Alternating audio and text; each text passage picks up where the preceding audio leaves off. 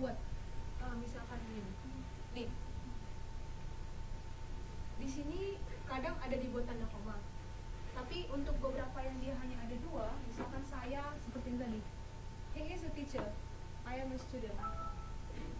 Okay, he is a teacher and I am a student. Kalau dia hanya dua yang mau digabungkan, tidak perlu dikasih koma.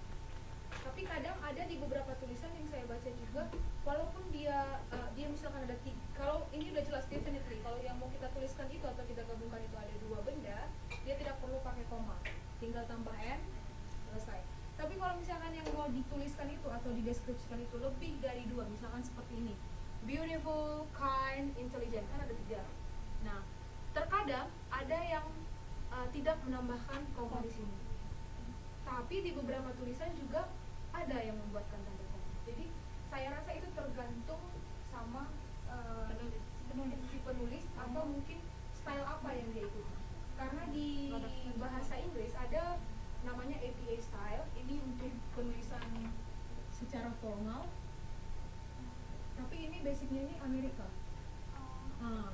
Ada lagi yang untuk British atau Inggris, saya lupa wordnya, tapi yang biasa secara umum dipakai untuk tingkat mahasiswa, ini yang dipakai APA style gitu. Jadi kalau teman-teman mau pengen lebih tahu lagi punctuation apa yang dipakai untuk tesis atau essay dalam bahasa Inggris, bisa buka link ini, namanya APA style. Tapi ini Amerika. Kalau yang British saya lupa ada juga. Jadi terkadang itu si penulisnya dia mengadaptasi atau mengadopsi gaya tulisan yang mana. Dia mau lihat yang APA style kah atau yang British, karena kadang memang nggak semuanya langsung totally berbeda, tapi pasti ada beberapa hal-hal tertentu yang di APA style mungkin dia pakai koma ini baru pakai n, tapi di British mungkin dia nggak ada koma, dia langsung n. Kalau yang saya pahami di bahasa Indonesia kita kan nggak boleh, ini nggak bisa lagi ya. Tapi di beberapa tulisan paper di bahasa Inggris kadang mereka buat kayak gitu juga.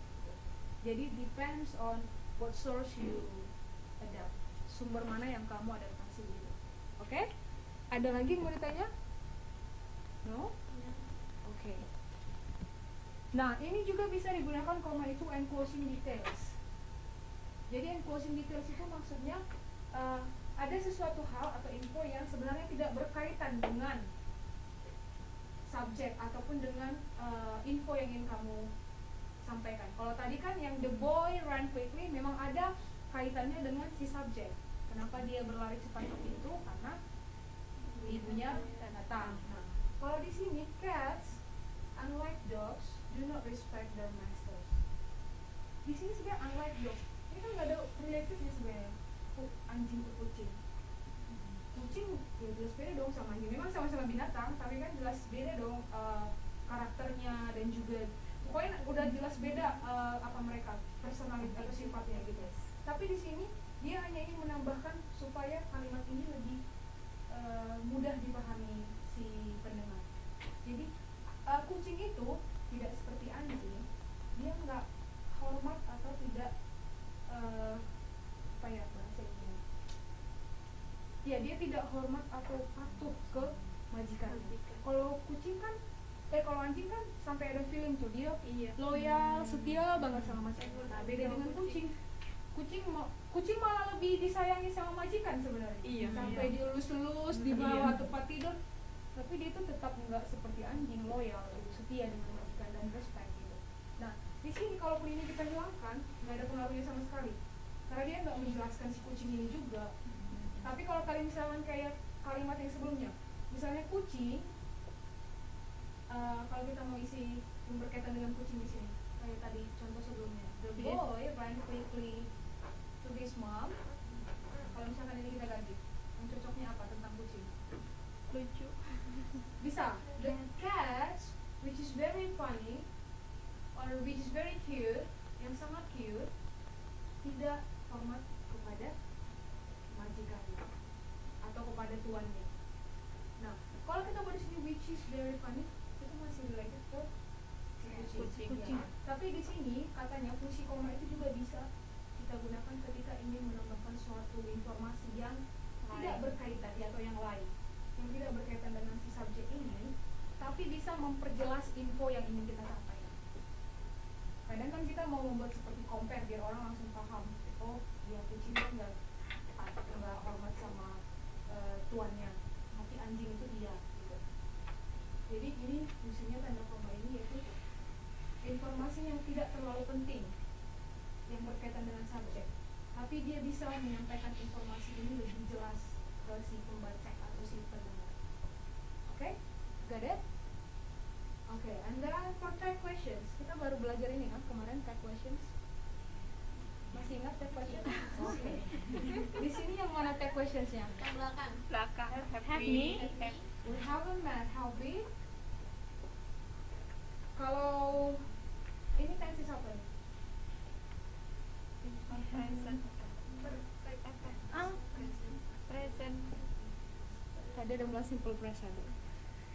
We haven't met happy. Ini tenses apa? Nggak pernah ketemu. Present perfect apa apanya? Kok patternnya?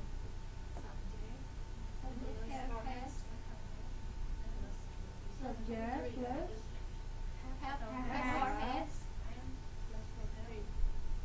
plus the two.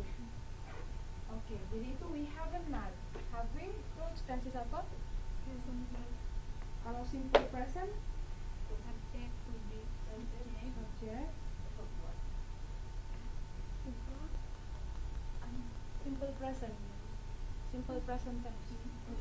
Ini to be. Subject di one.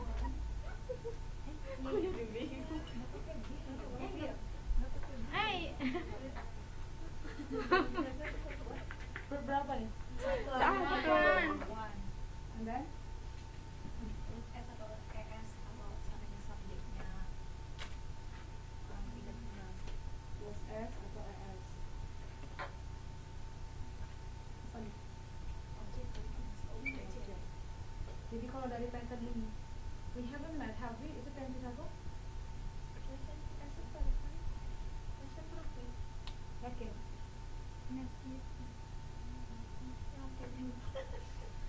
Yakin?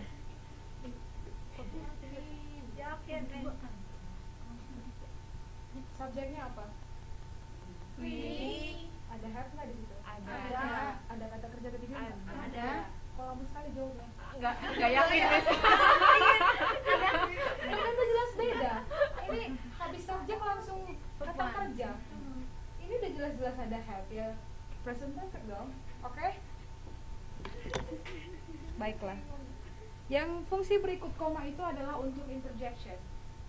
Nah, interjection itu ketika kita merasa surprise atau terkejut atau heran. Nah, kita buat wait, I didn't mean to scare you. Nah, setelah kata ini wait, kan kita nggak bilang wait, I didn't mean to scare you. Satu nafas, kan nggak ada gitu kan? Kita ada stop dulu, pause.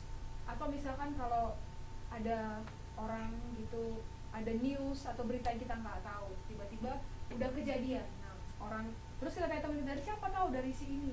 Waduh, padahal kan aku baru jumpa sama dia. Nah, ketika dia datang kan kita pasti, hey, misalkan, hey, koma, why don't you tell me what the news? Blah blah blah blah. Kita bukan, hey, why don't you tell me blah blah blah. Enggak, pasti koma dulu. Kayak menunjukkan rasa ini kita heran atau terkejut. Oke? And then, nah ini satu final warning atau exception, bukan exception sih, seperti untuk mengingatkan bahwa peletakan tanda koma itu di setiap kalimat ketika kita salah meletakkan itu meaningnya beda. Nah, ini ada dua contoh kalimat yang sama, cuman dia meletakkan tanda komanya beda. Yang pertama, I detest liars like you. I believe that honesty is the best policy. Sedangkan yang kedua, dia buat komanya begini. I detest liars, comma, like you. I believe that honesty is the best policy. Nah, di sini I detest liars like you. Dia bilang detest itu benci, artinya hey. Dia benci ini, si subjek you ini, karena dia pembohong. Tapi di sini, di meaning kedua, karena ada ditambahkan tanda koma, saya benci pembohong, seperti kamu, maksudnya di sini si subjek I dan si subjek si you ini sama-sama benci pembohong. Tapi di kalimat pertama dia bilang saya benci kamu karena kamu pembohong. Sementara di kalimat kedua dia dan si kamu ini sama-sama benci orang yang pembohong. Jadi ingat, ketika meletakkan tanda koma di kalimat atau di tulisan yang ingin teman-teman buat, remember it has different meaning. Hati-hati meletakkan tanda koma karena seperti ini. Salah meletakkan tanda koma, meaningnya bisa beda. Mungkin teman-teman mau bilang saya sama kamu sama-sama benci pembohong, tapi teman-teman gak letakkan tanda koma atau cuma buat kayak gini doang. Jadi itu meaningnya saya benci kamu pembohong gitu. Padahal yang mau disampaikan yang mau disampaikan saya benci lo pembohong, kayak kamu juga, kamu kan benci pembohong gitu. So be careful when you want to put comma in your writing. Be careful, be aware. Salah meletakkannya itu meaningnya bisa beda. Oke? Sampai sini ada yang mau ditanya tentang fungsi koma? Atau ada yang mau menambahkan? Yang saya tahu Miss masih ada fungsi koma, mungkin teman-teman lebih banyak baca sumber-sumber buku lain atau Mbak Etik yang penulis kan? Koma itu masih ada loh Miss fungsinya seperti ini, misalkan kayak gitu ada? No? No? Okay, if there's no question, we go to the next punctuation. Yang kedua itu ada period, full stop, or point. Nah ini sebenarnya meaningnya sama, artinya itu tanda titik. Cuman kadang orang bilang period atau full stop or point. Dia ada sebutannya beda-beda, tapi itu sebenarnya satu simbol itu tanda titik. Okay? Nah ini fungsinya mark the end of sentence which not a question or an exclamation. Jadi dia biasanya seperti yang kita tahu, dia untuk mengakhiri suatu kalimat. Nah, kalau ini saya rasa cukup jelas karena kita dari SD udah belajar ini ya. Yang kedua, indicate the abbreviation. Abbreviation apa artinya?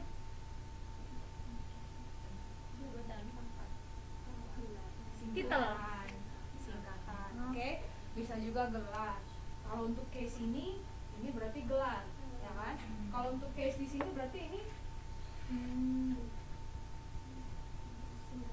singkatan untuk hari. Kan ini nggak mungkin gelar kan? Kan ada gelar Friday kan? Tapi kalau ini ya untuk gelar. Jadi di sini dia singkatan ini gelar, itu singkatan untuk hari dan bulan. Oke? Jadi dia bisa ditambahin atau dihubungi full stop ketika kita ingin menyingkat suatu gelar orang atau hari ataupun bulan. Tapi ingat, jangan melakukan abbreviation yang tidak dipahami oleh dunia global, maksudnya. Jangan yang kamu buat singkatan yang kamu sama orang tua kamu doang yang tahu. Karena kadang kan di Indonesia itu banyak begitu. Ngetik SMS hanya dia dan keluarganya yang tahu. Dia kira semua singkatan yang dia buat semua orang tahu. Kalau Friday kan ya orang tahu Friday. Januari tahu Januari, Desember ya orang tahu Desember. Nah kalau kamu misalnya mau buat papan tulis, kamu buat entah apa nih, apa ya papan tulis, misalnya PPN, TLS, apa mungkin kita nggak semua ngerti, hanya kamu teman-teman mungkin teman-teman kecil kamu yang tahu, kita semua nggak tahu. Jadi be careful juga ketika meletakkan abbreviation untuk hal-hal yang umum yang orang-orang lain tahu, oke? Karena itu sangat ya ngeselin sebenarnya kadang. Ini nulis apa ini orang ini gitu kan? Dia Dulu merasa zaman SD Miss kan males nyatet, kalau didikting tulis maunya sendiri. Iya dia merasa semua orang tahu yang saya singkat. Akhirnya temennya apa yang kamu tulisin gitu. Oke? Nah yang berikutnya fungsi full stop atau period itu adalah ellipsis. Nah ellipsis tahu artinya translation? Oh bukan, belum masuk translationnya. Ellipsis itu ya itu penghilangan kata. Jadi dia tidak perlu diucapkan, tapi kita udah ngerti maksudnya. Gitu. So, for example here, he's always late, but you know how I feel about that. Nah, dia selalu telat, tapi ya kamu tahu apa yang saya rasakan itu. Jadi dia nggak perlu menjelaskan, you know how I feel about that, I feel so angry, get mad, bla bla bla. Dia nggak perlu detailkan ini. Iya, orang lain udah tahu. Pasti kamu kecewa lah, marah. Karena kita pasti tahu kalau kita nunggu seseorang yang misalkan kita udah nunggu lama dia telat lagi kan pasti dongkol, jengkel. Jadi nggak perlu dijelaskan, kita udah tahu reasonnya. Itu ellipsis. Nah, untuk menandai itu, reason itu kita bisa tambahkan full stop 3 kali atau berapa kali, biasa kan? You know how feel I about that? Maksudnya masih ada lanjutannya ini, tapi tidak perlu diutarakan. Itu nanti diurusin. Oke? Tapi kadang di sini ada juga orang misunderstanding. Kadang kita malah buat ini koma gitu. Ya kan? Saya jujur aja, saya kadang kalau di text messenger gitu atau apa, koma atau tanda apa gitu. Padahal sebenarnya di penulisan yang general itu, yang sesuai dengan writing formal di bahasa Inggris itu full stop fungsinya itu untuk mengutarakan elipsis, bukan koma atau exclamation mark atau tanda seru atau tanda tanya, bukan. Tapi kita orang Indonesia kadang memang banyak sesuka hati kita doang, ya udah deh tanda apa, tanda pagar, tanda ini gitu. Tapi sebenarnya fungsi sebenarnya itu harus tanda titik kalau ingin mengutarakan sesuatu yang kamu rasa kamu nggak perlu bilang, orang udah tahu gitu. Itu fungsi full stop. Oke? Nah, kemudian period after single word. Nah, seperti ini. Ketika saya bilang bye bye atau stop, dia pun di satu kata kita bisa diakhiri dengan full stop. Tadi kan di atas satu kalimat nih. Jadi bukan berarti acuan, ini kan cuma satu kata, belum satu kalimat, nggak bisa diakhiri. Nggak. Tergantung konteks kata atau kalimat yang ingin kita tulis atau kita sampaikan. Kalau konteksnya kayak gini kan, ini mau nggak mau ini kan mengakhiri suatu percakapan. Ya nggak mungkin kita paksa, udah harus satu kalimat baru ditandain tanda titik. Enggak. Jadi walaupun dia satu kata, kalau memang konteksnya itu dia sudah berhenti di situ akhir kalimat atau memang akhir dari pembicaraan, maka bisa dikasih tanda titik full stop, oke? Atau tanda titik. And then period in numbers. Nah, kalau tadi di US dollar pakai koma itu untuk bilangan apa tadi? Ribuan. Nah, kalau dia bilangan puluhan, $10.43, dia titik. Jadi jangan salah. Ketika kamu mau bilang uang misalnya puluhan nanti di dolar, kamu kasih tanda koma. Orang bingung. Mana ada jumlah uang segini gitu. Sementara tiba di ribuan, kamu kasih tanda titik. Teringat di Indonesia kan 1.200 gitu. Nggak ada meaningnya. Jadi jangan kebalik. Kalau di ribuan dia pakai tanda koma, tapi kalau dia untuk puluhan dia pakai tanda titik. Oke, got it? Oke, good. Nah, yang ketiga ada question mark. Biasa ini digunakan udah pasti kalau ada pertanyaan kalimat kita pakai Question mark. tanda tanya, benar. Dan ada juga kalimat ataupun sentence yang kita sebenarnya memberitahukan pertanyaan, tapi dia enggak pertanyaan langsung. Jadi misalkan contoh ini, my mom asked me if I could do the task. Ibu saya bertanya sama saya, apakah saya bisa melakukan yang terbaik, Melakukan the tes, best. mengtes. Kopi dulu deh. If I could do the test, di situ nggak ada best, itu tes. Ibu saya bertanya apakah saya bisa melakukan tes itu atau ujian itu, gitu. Ini kan bentuk pertanyaan sebenarnya. Iya. Ibunya nanya ke dia, tapi itu bukan pertanyaan langsung, bukan ibunya langsung bilang, could you do the test? Bisakah kamu melakukan tes itu atau mengerjakan tes itu? Nah, kalau dia bentuknya seperti ini tetap termasuk bentuk kalimat pertanyaan, pasti tidak perlu ditambahi tanda Question mark. Jadi ada dua, ini yang kalimat tanya langsung, ini indirect question. Iya. Iya, misalnya gini, Miss Tari ask me whether Susanti Dewi is the legend or not. Ya, Ya, kind of that. kalimat Jadi tidak kan itu langsung. sebenarnya kalimat tanya. Saya nanya si Iya. Etik, tapi si Etiknya menyampaikan ke Mbak Santi. tidak perlu ditambahkan tanda tanya lagi. Tapi kalau saya langsung nanya ke Mbak Susanti atau ke si Mbak Etik, do you think Mbak Dewi Susanti is the legend? Perlu kan saya kasih tanda tanya? Perlu nih deh. Karena saya nanya langsung, ya kan? Oke, good. Yang berikutnya itu adalah exclamation mark, tanda seru. Ini biasa hampir sama tadi, mengekspresikan kekesalan atau heran atau terkejut atau untuk mengemphasize comment atau untuk menekankan suatu praise yang tajam atau yang praise yang tajam kepada seseorang. Nah, misalkan seperti look at me, saya menekankan sama orang, lihat saya gitu. Atau misalnya di kelas, pay attention to me, perhatikan saya waktu menjelaskan yang saya guru. Jadi saya mencoba menarik perhatian teman-teman dengan mengemphasize atau menekankan kalian tuh perhatikan saya gitu dengan tanda seru. Kan beda dengan pay attention to me, itu kan beda kan? Artinya kan udah beda. Aneh kedengaran. Iya, apaan sih? Berarti bisa nggak Miss kalau di function di apa sebagai tanda perintah gitu? Bisa kalau untuk Yes. tanda seru juga. Exclamation mark. Ya, can you get it? Bisa Yes. kau ambil itu, tolong. So, Mhm. please take it. Aja Please gitu. open the door. Ya, please open the door. Tapi bisa juga kadang kita penyalahgunaannya itu dia bentuk tanda tanya tapi kita terkesannya kayak nyuruh. Iya. Gitu. Nah, ada- Kesalahan iya, orang kita ada kan. yang Nah, ngomongnya. jadi perhatikan kalau dia tanda Ada. tanya buatlah seperti tanda tanya. Kalau dia memang tanda titik buat seperti tanda titik. Kalau dia tanda seru buat seperti tanda seru. Kadang kita itu statement pernyataan tapi kesannya kita nanya, tahu nggak buku itu gitu kan? Tahu nggak buku itu? Kamu nanya atau kasih tahu saya? Maksudnya saya tahu atau gimana itu? Kadang kita perlu klarifikasi. Kita sama orang Indonesia sering kayak begitu. Saya di kampus aja sering, teman saya, kamu nanya atau ngasih statement? Karena nada dia tidak sesuai dengan meaning yang sebenarnya mau dia sampaikan. Dia sebenarnya pengen ngasih tahu, tapi nada ucapan dia itu nanya.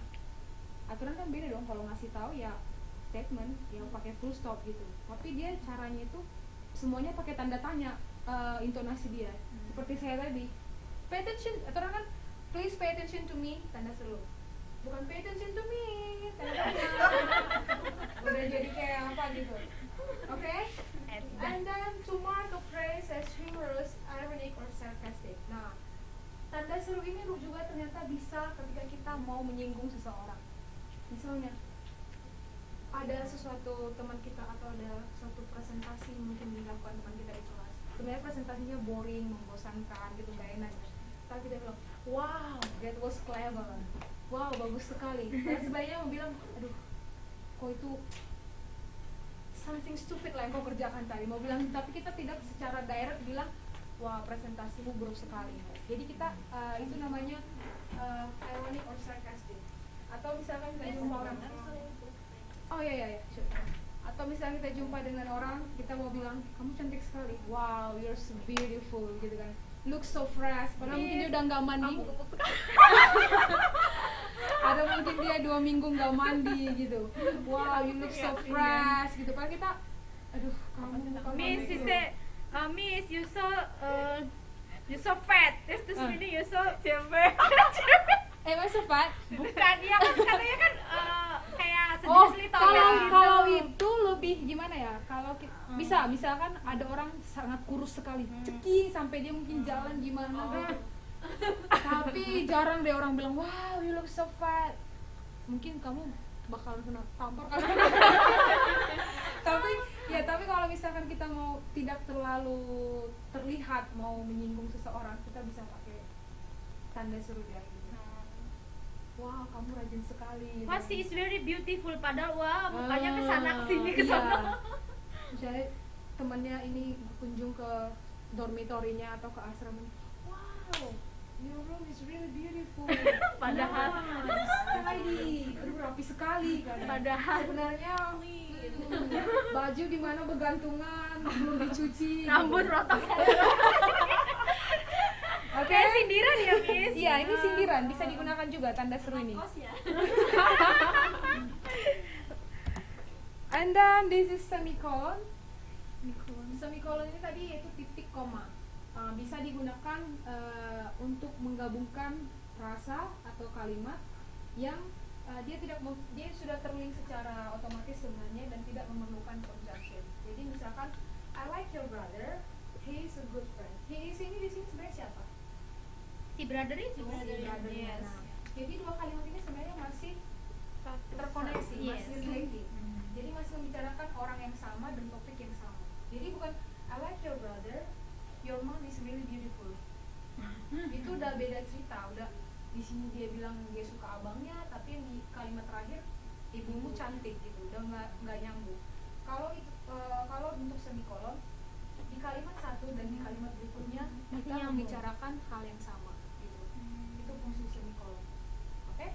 Nah, and then the next function to unite independent clause, yaitu independent clause juga ini the clause is getting doesn't does nothing. Jadi dia bilang sini krisis semakin buruk tapi pemerintah tidak melakukan apa-apa. Ini kan dua independent clause nih. Nah, yang dia omongin kan sama, krisis getting worse. The krisis ekonomi mungkin di negara itu, tapi pemerintah tidak melakukan apa-apa. Jadi topiknya mungkin sama juga. Oke? Nah, semikolon juga biasa digunakan untuk memisahkan item list ketika item list when the item themselves already contain commas. Nah, di sini dia ada beberapa item list. Many great leaders, banyak pemimpin yang hebat. Satu si Churchill, terus dia jelaskan si Churchill itu leader of Britain during the Second World War. Kemudian the second leadernya itu Alexander, yaitu the great emperor and general. Yang terus kemudian Napoleon, the brilliant French general. Terus dia jelaskan punya karakter yang kuat, yang sangat berguna bagi negara mereka ketika perang. Jadi di sini ada berapa leader yang diterangkan? 3 ini. Churchill, Alexander, Napoleon. Nah, jadi dia menerangkan ada 3 leader, tapi memang yang berkaitan satu sama lain. Kan dia dibilang di atas, di atas many great leaders. Si Churchill, Alexander, Napoleon. Kalau dia ngomongin leaders di atas, dia ke bawah itu penjelasan leaders juga. Jadi dia nggak bilang many great leaders, tapi dia misalkan sebutkan siapa ya yang nggak termasuk leaders di dunia. Misalkan Steve Jobs, penemu Apple, itu kan nggak leaders juga, atau orang-orang yang berkecimpung di dunia lain. Jadi dia menyebutkan leaders ini yang berkaitan dengan leaders juga. Churchill, Alexander, and Napoleon. Oke, jadi kita bisa memisah-misahkan itu dengan tanda titik koma. Oke. And next, the colon. Colon itu ya titik 2. Nah, kalau colon ini fungsinya yaitu untuk introducing a list that demonstrates or elaborates whatever was previously stated. Nah, ini biasa digunakan untuk menerangkan apa yang sudah kita sebutkan sebelumnya. Contohnya ini, sekarang saya butuh, I need some furniture, chairs, tables, a wardrobe, and a sound. Nah, dia mau katakan, saya butuh beberapa furniture. Terus dia jelaskan furniture apa aja, kursi, meja, wardrobe, dan laci, rak atau rak. Jadi ini semua ini kan bagian dari furniture. Nah, jadi dia udah sebutkan sebelumnya furniture ini. Itu fungsi titik 2. Kalau misalkan saya bilang, sekarang saya perlu clothes. Now I need some clothes. Titik 2. Apa aja jenis kalian? Dress, t-shirt, skirt. Ya, jadi kita bisa detailkan lagi. I want to eat the fruits. Yes, Banana, apple, blah, blah. bananas. I want to eat fruits. Titik 2. Baru jabarkan di sini semuanya. Saya ingin membaca buku.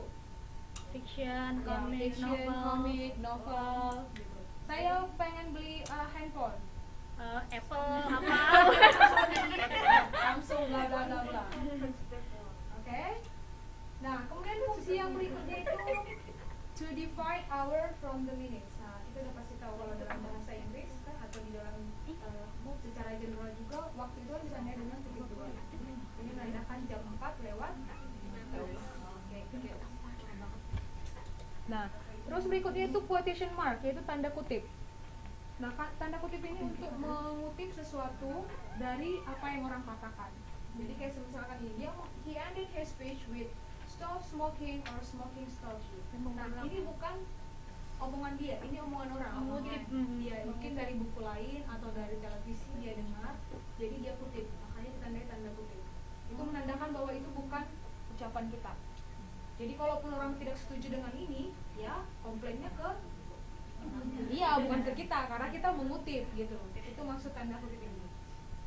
Nah, di tulisan ini sangat perlu dan sangat penting untuk diperhatikan, karena ketika teman-teman tidak membuat tanda kutip ini, itu artinya teman-teman plagiat, menjiplak, dan itu sangat di-ban, dilarang di dunia penulisan apapun gitu. Mau dia nulis komik, novel, tulisan esai, apalagi tesis, disertasi, no, tidak boleh. Kalau kita mengutip sesuatu apa yang dikatakan orang, harus buat tanda kutip. Jadi kita menghargai orang yang punya itu.